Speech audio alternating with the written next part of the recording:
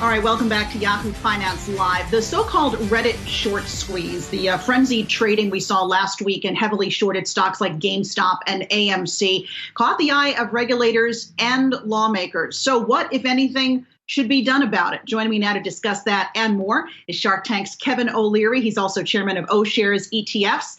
Kevin, always good to see you. So look, what happened last week, some people are saying that is dangerous for the overall market. Do you think that it does highlight some pain points that we need to address? No, not at all. Anytime there's volatility in the markets, you get an outcry from lots of politicians who are seeking airtime on social media and television. I don't blame them. They're constantly in a mode of raising money, and this is a great issue. The fact is, though, the market has to be a very broad and wide vehicle, because for some people, investing means a millisecond, and for others, it means a decade, and we need to accommodate all of them.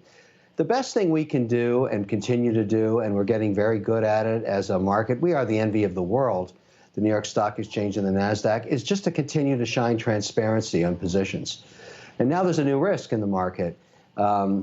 If you go short, and obviously under certain circumstances you have to disclose it, you're going to get hunted down by these social media, let's call them vigilantes, whatever you want to call them. It's just a new risk now. And so, you know, being short is very hard because your downside is unlimited. You buy a stock at $100, it goes to zero, you lose $100. You short a stock at 100 and it goes to 1,000. That's just the beginning of your pain. It can keep going up. And so the whole point is market players know that. I think what we learned, though, which I think is really important, is that the assumption that the Reddit crowd and the Robinhood crowd were idiots and didn't know what they were doing and were stupid is incorrect.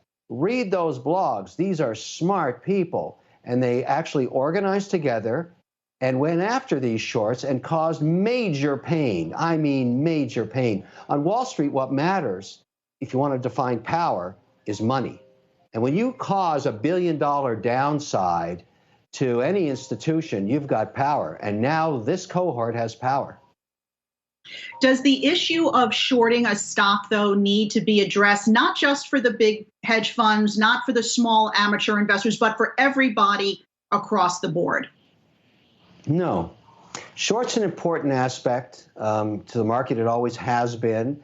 You know, some people call it distasteful or evil. It's irrelevant. I actually like it. When I take a company public and I see a short position build, that's just delayed buying. I'm okay with it. And you have to be able to hedge your position. You might, short Schlumberger and go long Chevron. There's all kinds of strategies with shorting. The fact is that nobody saw this coming. Nobody saw two things emerging. They were on parallel paths, and then all of a sudden they merged. One was the fact that this entity called Robinhood did something extraordinary. And let's talk about that for a second, because for decades we have ignored people that did not have a significant amount of capital to put into either an online brokerage or a money center bank. They don't want those accounts. They're not profitable. And along comes Robinhood and says, I'm going to democratize this. If you have $200 to invest, come on in, we'll help you. Now, why this is important, and I know everybody's trying to vilify the Robinhood platform, but I'm not. I think it's fantastic. We've got 100 million Americans that do not have anything set aside for retirement. And along comes a platform that says, I'll help you learn how to do this. Now, you may not like day trading, but you may think it's bad to learn that way. But the fact is that now we've got 16 million accounts that are learning something about the market.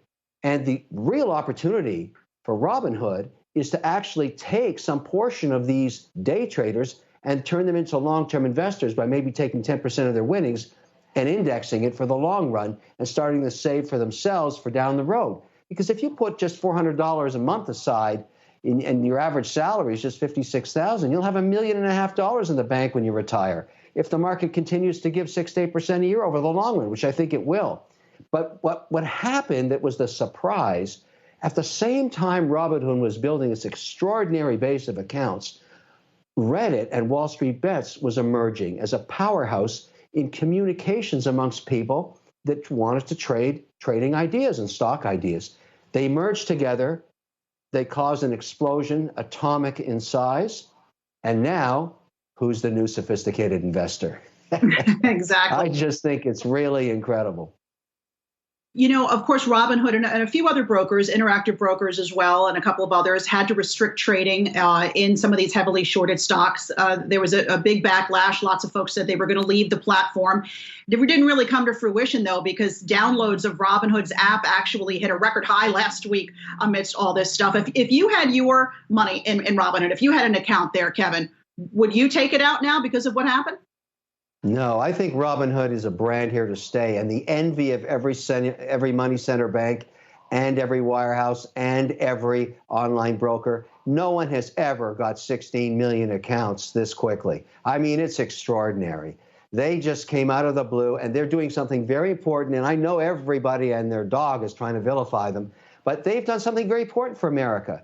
They're going to be able to sustain over time. They've got an amazing brand, and they are going to start. The opportunity to really add value is to actually take those accounts and start to build other products and services like ETFs and maybe mutual funds and maybe money market funds. So the AUM builds up and you get real investors for 10 or 20% of that 16 million plus growing accounts. I mean, if any of the major banks could have done this, they would have. They're envious. And all of a sudden, in a couple of years, you're going to see Robinhood as a major player competing against them in a way that no one thought was possible. That's what I love about democratization. That's what I love about the internet. That's what I love about social media. Just shine the light of transparency on it and made the best competitors win. That's always been what's great about financial markets. And because we're highly regulated, and I'm a participant in it, I really want transparency. I want the investors to feel that it's not rigged, because it isn't.